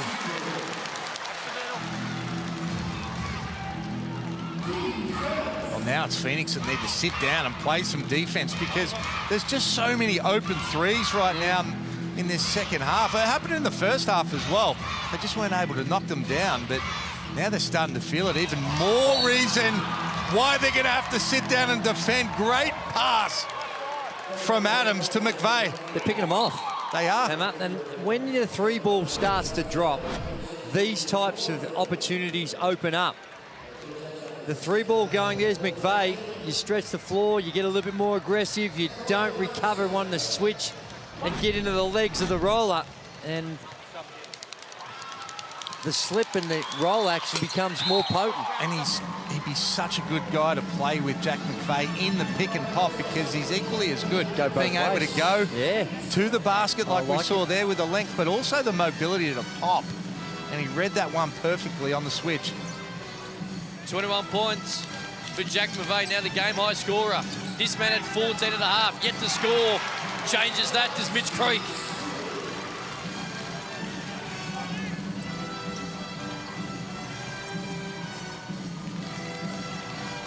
McIntosh hasn't seen many minutes. Takes it right at Ashley there. Gets bumped. Only the 5 for McIntosh. You can tell straight away. It went to McIntosh. He kicked it out. Gave it straight back to McIntosh. And clearly the scout and what they want to do is go at Brandon Ashley. He's a foul waiting to happen. And they reward McIntosh with a trip to the free throw line, because he's unable to keep him in front. And he is good. When you think of McIntosh, his season had started off where a lot of people were calling for his head, needed to replace him, and then they figured out how to get him involved in that type of action. The catches on the elbows for the rips, the sideline there, the rip to the basket. That's Did you say he's been good? No, that's where he's been good at. He's getting to the basket and ripping to the basket. Creek able to knock it down. Not a fan hammer. 5 straight. Well, it hasn't been a great year. I mean, he's an import. He's averaged 8 points a game and 3 rebounds. No, but he's got twice as many turnovers than he does assists. So I'm saying, I'm not sure anyone's going to pick him up next year. No, no one will. But what he does do is they have found a role for him and how they can get something out of him. Yep. McVeigh doing whatever he wants. Finishes with the left again. Ease at which they're scoring is ridiculous. Leafa, great ball movement by Southeast Melbourne. Phoenix allows Isaiah Leafa to tie it up. Who's in the double figures? And we are set for a ripping last 12 minutes. John Cain Arena, Hungry Jacks NBL. Loser can't, you wouldn't think, as McIntosh gets it go. Loser can't make the playoffs. The winner, whilst unlikely, stays alive for at least another 40 minutes. Creek getting aggressive. stay with the Phoenix. Defence for Southeast Melbourne right now is optional. They've given up 29 points already. It is optional, and in most cases, they've taken the option not to defend. Well, they're picking on Ashley. They've got McIntosh there the last, 3, possibly 4 times. They've just given it to him and said, you just drive it, and it's turning into good place.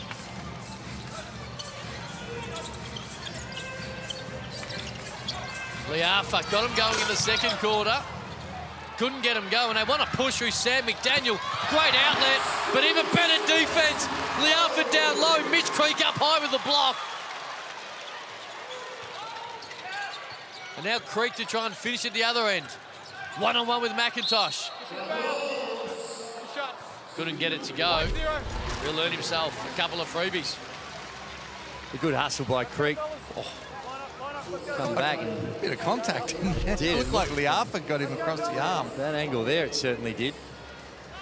You know who would be good for Tassie next year, and we spoke about him earlier, but Kyle Adnam would be a great pickup for a young franchise like that. It's obviously not being used. He's injured today with that corky, but he would be perfect down there. He'd fit well in a lot of teams. And got that nasty corky, it looks like, and clearly he's not going to be partaking in the rest of this one.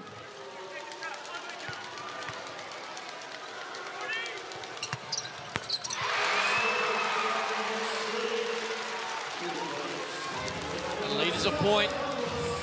Creek's got 20.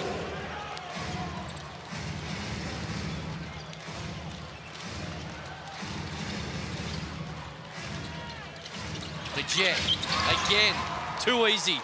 Gets to his mid-range and was able to knock it down. 7 points.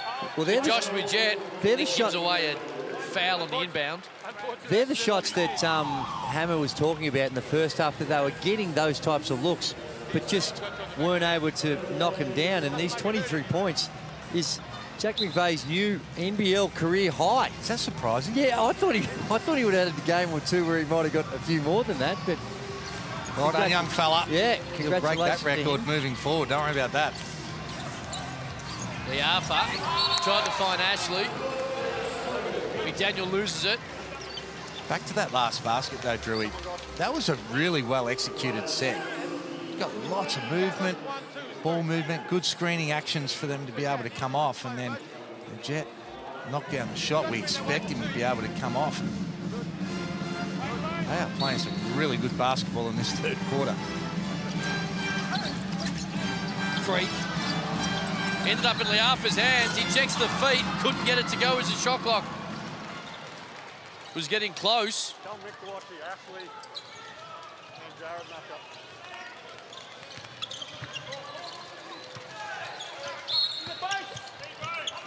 There it is from the referee. Mitch Creek not overly happy with it, but again they're over. A couple of foul shots coming for Tassie, who have put together a hell of a quarter to wrestle momentum and control of this game.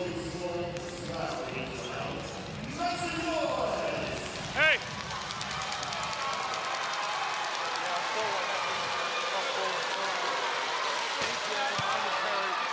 No burgers on this particular trip.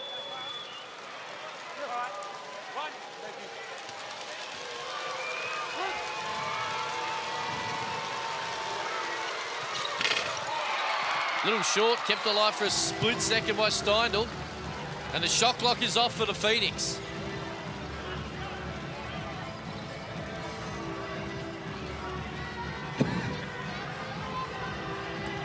Creek has ended the third quarter with a bang to keep his team in it. Weeks, half court. Oh. Wasn't far off at all. That man, Mitch Creek, has 22, including the last 8 for Southeast Melbourne. But they find themselves down as the Jack Jumpers needing to win to keep their playoff hopes alive.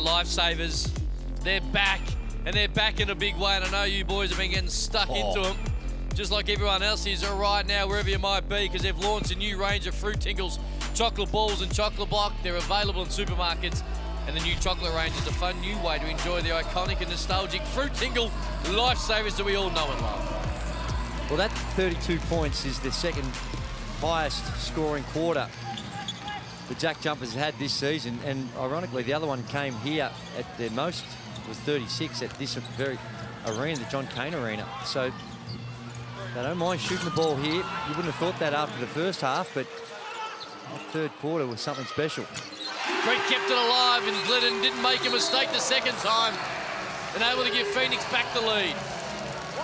Well, rebounding becoming an issue. It's the 13th offensive board, and that time results in a 3-ball, and they lead the rebound count 30-20.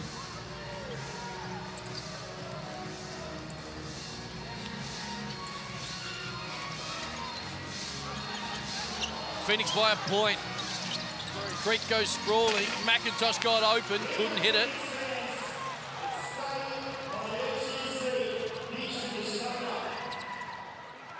That's not his shot. Great pass, Mumford to Chi, who rolled to the bucket. 121. Picks that up on Bairstow, and he'll go to the foul line for 2. I'd love to see Phoenix run a few more actions with Mumford and Creek in a little pick and rolls, pick and pops, try and create some mismatches so Creek can go to the block or be able to then pick and pop and use his quickness to be able to rip through. He's such a good driver and passer out of that situation.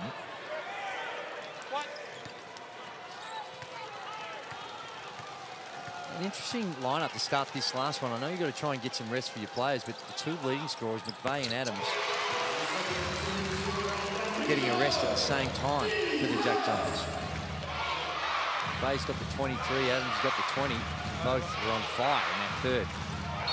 That's an offensive foul. Don't give it to him there. Bring it down, get it to his preferred spot, give it to him on the elbow, or where he can rip it. Don't put it in his hands in the backcourt and make him a playmaker. I think Jared Weeks was looking for the ball back, and he decided not to give it. Wanted to be able to play point guard. Just needed to get it back to the guard. That's a poor 3 and a poor turnover to start this fourth quarter. 4 fouls, he takes a seat. Well, that could be a blessing because now McVeigh's back into the game. It's real small ball lineup. Gee, lobs it up. Creek denied by Bairstow. Creek sees the humour in it. It's not normally the setup from the big man. It's normally the opposite way. That's a great recovery, though. Chi coming in, the help's there. And look at Bairstow comes flying in. That's the type of desperation you need when you're fighting to stay in that playoff hunt. Shot clock. Steindl needed a rebound or something. He got it. He was going for an extra stack because that was clearly off Southeast Melbourne. That was great defense again from Bairstow, one-on-one against Creek. Absolute picture-perfect Clint Steindl. Run off about 42 screens, find himself wide open and nail the triple.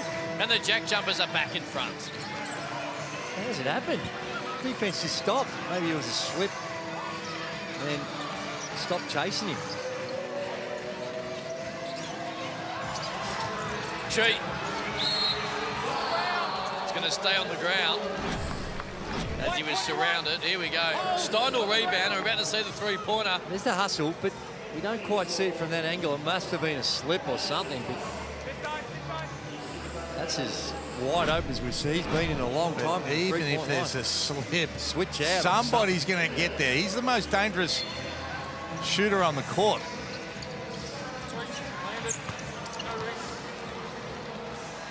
Glidden had to let it go. No good. Shot clock wasn't far away.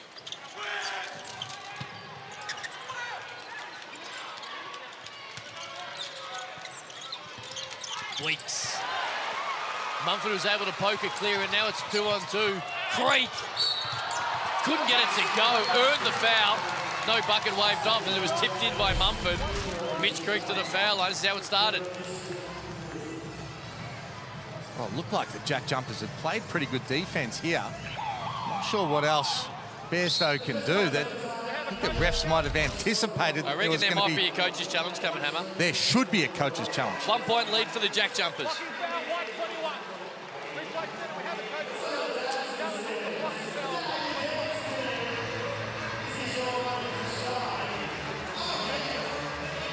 Coach's challenge is going to come.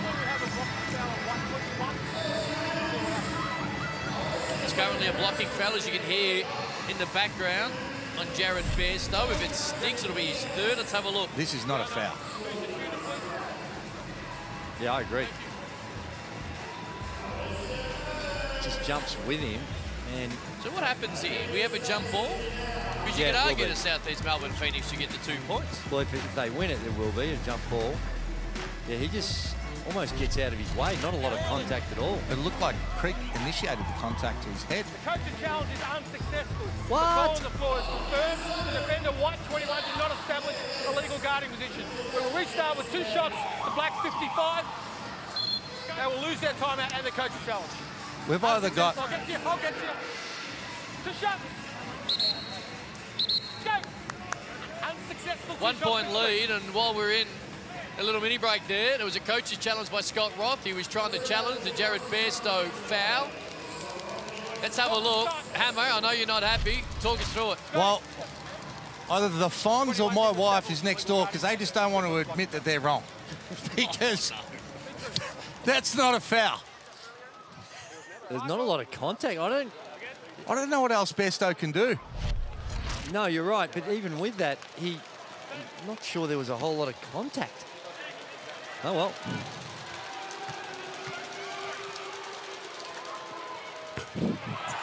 I'm pretty sure it's not the Fonz. Wrong. Potsy was running around and Richie Cunningham at the Fonz. Just show him age. We're all tied up. 71 apiece. 7.5 minutes to go. John Cain Arena. Hungry Jacks NBL. First in a doubleheader. Do or die for both of these teams.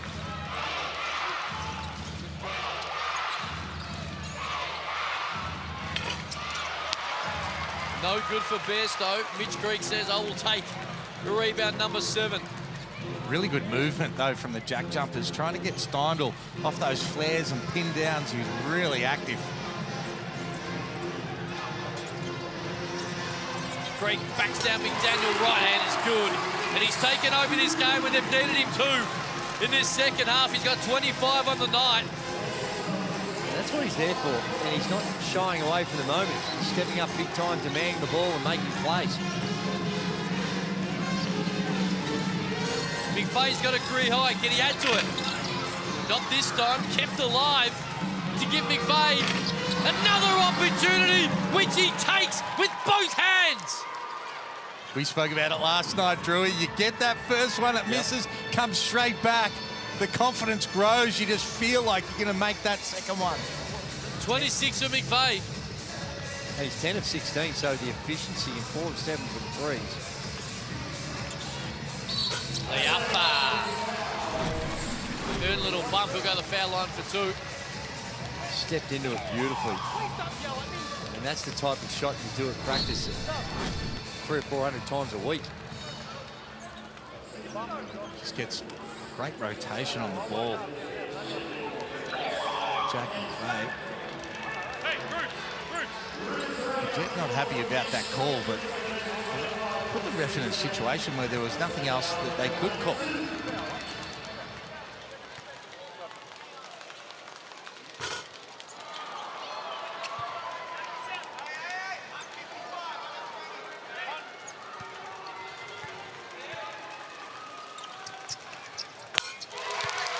We're all tied up again. 74 apiece. Terrible from the free throw line. South East Melbourne. This one, they're only 11 of 20, 55%.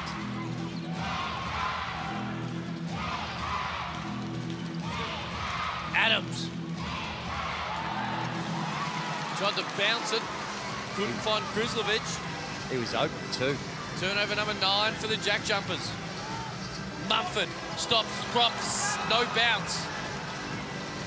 This is where Southeast Melbourne have to be smart too. They've got the Jack Jumpers in the bonus, so they have to continue to get themselves to the line. They have to attack off the dribble, look at Creek on the block when he gets back into the game as well. McVeigh couldn't finish the first one.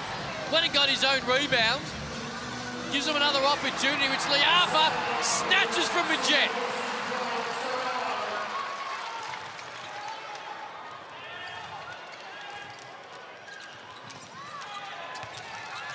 Mumford got it to go. Isaiah Liafa started it. Xavier Mumford finishes it. He's got 15, 2-point lead, exactly halfway through the fourth quarter. That's the attack we're talking about off the dribble. You know, you got the bonus, really good fake one way. Just too easy, really, getting himself to the cup, and he needs to stay in that attack mindset for the last 5 minutes, and hopefully Creek gets back into the game. Let's go back to Horn strong. See what it looks like one time.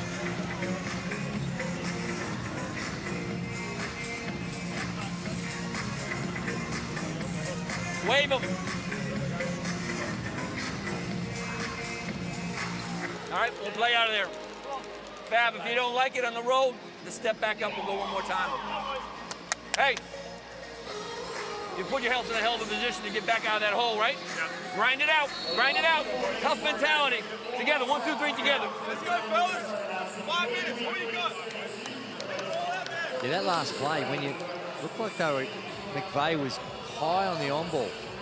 And if you're going to do that, and that's where your help's coming from, you've got to send the ball carrier to the screen. Instead, he opens up, doesn't accept the screen, and it's a straight line drive to the basket from Mumford.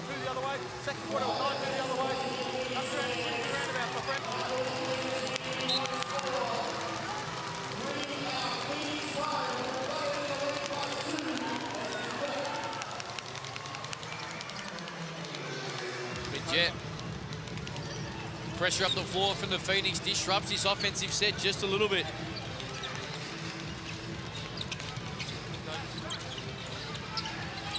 McVeigh, shot clock at 5. Creek back in. That's a little short. McVeigh on a 1-on-5. He'll hold it up and wait for his teammates.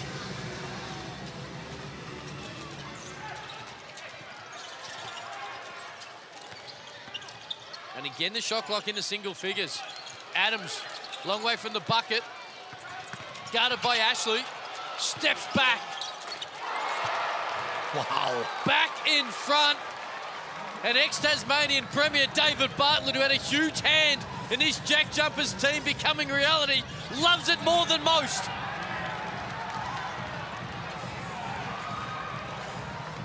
Well, as he should. It's not just the skill they're playing with it. You love the passion, the calmness in the crisis, and the way they've been able to figure out the problems that the Phoenix have presented. Oh, dear. Bang! Back to back for the Jack Jumpers. 4-point lead. Majet's in the double figures. Here they are. Adams puts them in front. Shane Hill. He's been great. 23 points in 24 minutes.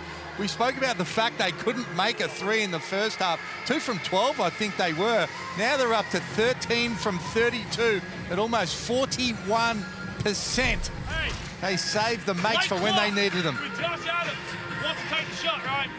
Okay, so stay in the hard show. Don't switch out. No hustle on that late ones, okay? So stay in the hard show, make the ball get out of his hands. Make sure we catch those rollers if they get out early. Okay? A little bit of over dribbling down that end, guys. Get that ball singing for you. Next time down. Let's go snap wide. Snap wide. Okay? You're doing the wide action. All right? See if we can get the rifle. Play hard off that one. All right? Here we go.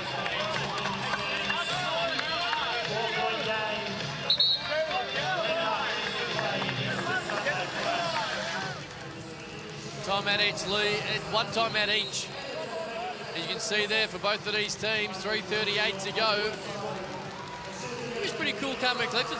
Simon Mitchell there, Hammock, all things considered. Well, he was, and obviously they can still win this game. 4 points with 3.5 to go is nothing, but I like the way Tassie are playing much better. They just look more committed, more together, more engaged in what they're trying to be able to get done. Even looking at the faces in that timeout, Simon Mitchell was composed, but there wasn't a whole lot of involvement. People weren't into it. Nicely executed play out of the timeout leads to Mitch Creek's 27th point.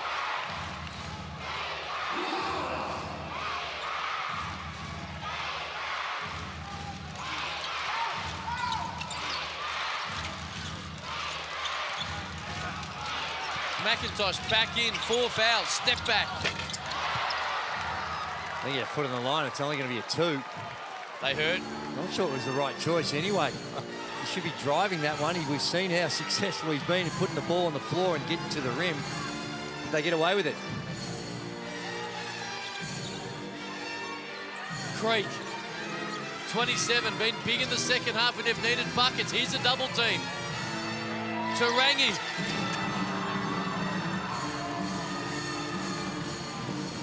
They sent the double team and made someone else beat them. So Smart.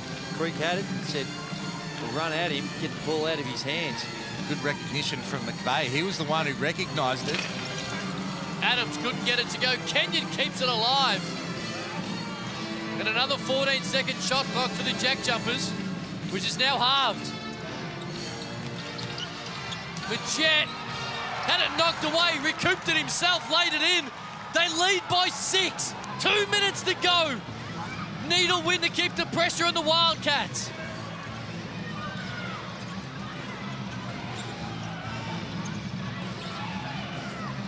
Tarangi. Creek got McIntosh in the air. Referee calls it an offensive foul. And that will be... 155. Thought he put the whistle to the mouth for a split second, the referee. Like I think it was a good call. Looked like it initially, didn't it? 4 fouls for McIntosh as well prior to this. Hard to argue. Turnover number 9 for the Phoenix. And the JackJumpers, who trailed by 15 in the second quarter, on the road, needing to win. Will keep it alive. Kenyon, second successive offensive rebound. And another opportunity for the JJs. And McVeigh keeps it long. There's the dagger. Mumford.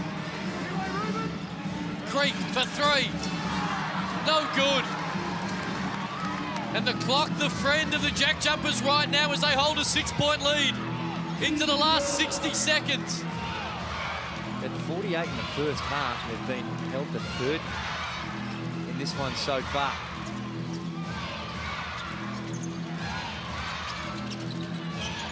McIntosh walked. It's the right idea, though. And have a look at that. Only 1 second left on the shot clock. Smart offense from Tassie. They didn't want to quick shoot it. They would have liked to have at least got one off, but they wasted 24 seconds. Only 39 left, and Southeast Melbourne have got a habit of taking bad shots at critical times in close games. Mumford, offensive foul. The Jet slid across, took it right in the number 2, middle of the chest. And the challenge coming. I'm sure he can win this challenge. Looked like he was there. I think there's a bit of flopping going on, but the contact was there, and it's going to be hard to overturn this one on first glance. So Simon Mitchell, I think he's just rolling the dice here, knowing that if we can't get this one and somehow get lucky with this challenge, it's going to be difficult. And he's not going to win that one. He's going to win that one, Hammer? Oh, I wouldn't have thought so, not based on the other one. But definitely exaggerated the contact. Yeah, he did. About that. you are just joining us, Jared Weeks hit a 3 at half-time to get the lead to 12. And since then, Tassie have been in control of this contest. Well, they have, and it's been at the defensive end. 18, they restricted Phoenix to in that third, and they've only had 12 in the last quarter, so the offense has completely dried up, and the 3-ball has come alive for the JackJumpers, where they're 13 of 35. This is a great story, Drewy. But they have hammered at halftime. 2, did you say they only made 2 at halftime? I think they were 2 from 12, from memory. Coach's challenge is successful. There is no offensive foul on the play. The defender fakes. Points will count to black 55. We will restart with inbound from White on the baseline. SEM will keep their timeout and their coach's challenge.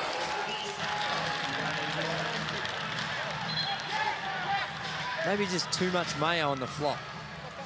He definitely exaggerated. Yeah. And twisted. Seemed like he, yeah. There's no doubt there was a bit of contact. But... They get a flop warning?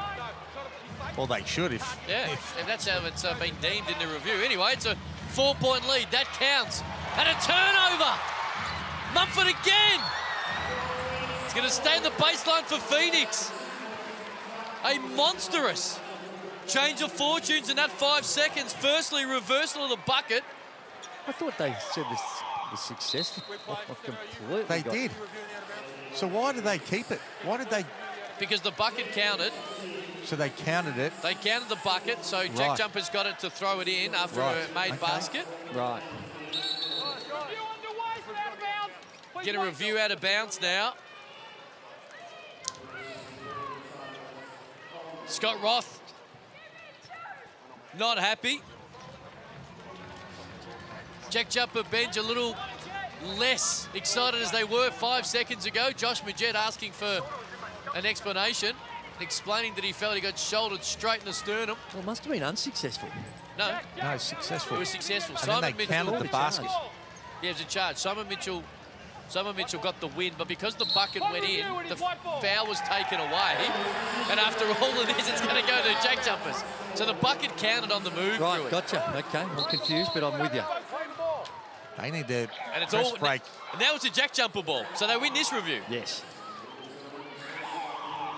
Still enough time.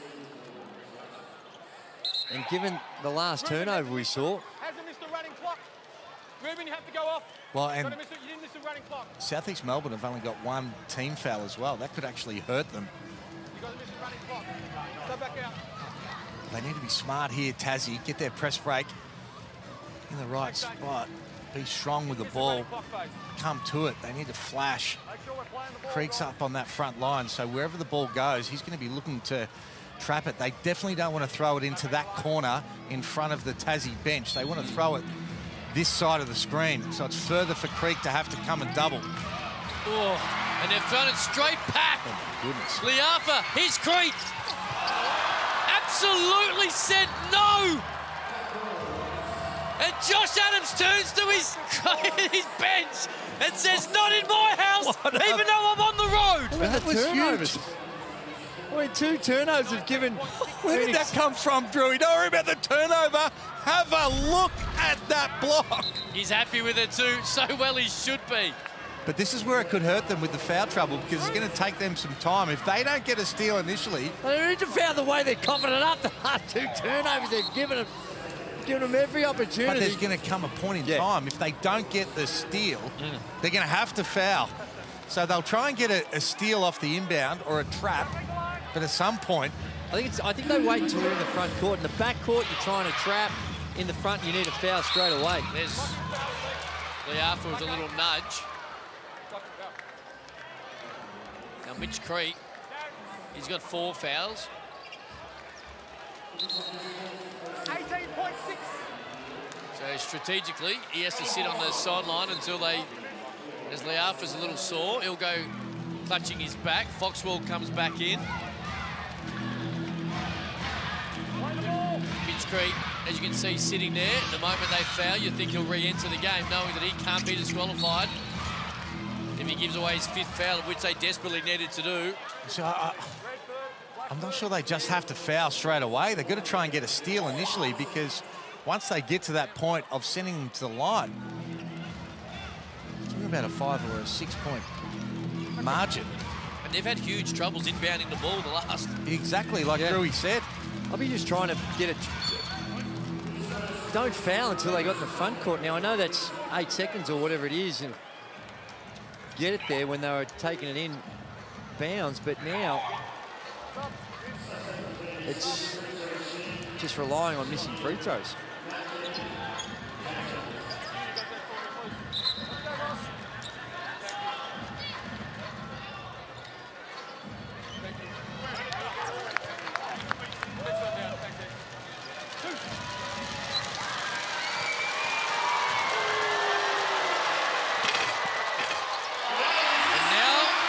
The game a little more in play. So are the Hungry Jacks free cheeseburgers for the state of Victoria.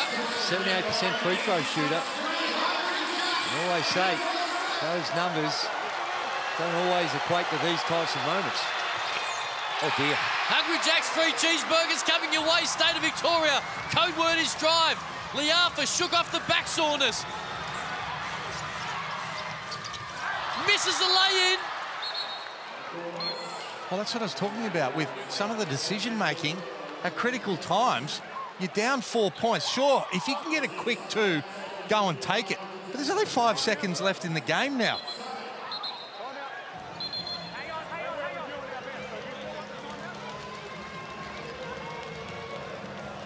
He's going to call it. He was going to call a timeout. If they win this review and it goes the way of the Jack Jumpers, I think that you take the timeout just to advance it, get it in your half, each a little bit more time off. Agreed. Shot clock no longer a factor, of course, would change it for as long as 24 seconds. And it's come off the hand of Mitch Creek, so it'll big Tassie ball. Tassie ball. And you're probably right, Drew, you take a timeout. Tassie ball. But even with that 2, down 2 points with 5 seconds to go, and they have to foul again, the chance to turn it into a 4-point game. Jack McVeigh, career high. He's been outstanding. We know how much energy he brings.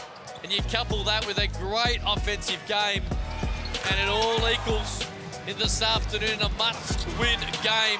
26 points. And he's always in the right spot, Drewy. He is. He plays with a lot of energy, good at both ends of the floor, can guard multiple positions on the defensive end, and when they play small, he generally does a good job of wrestling with the bigs down low. But it's his offense that's been really important this afternoon. 26 points, 10 of 19, 4 of 9 from the three-point line, and they've gone to him, and he's delivered.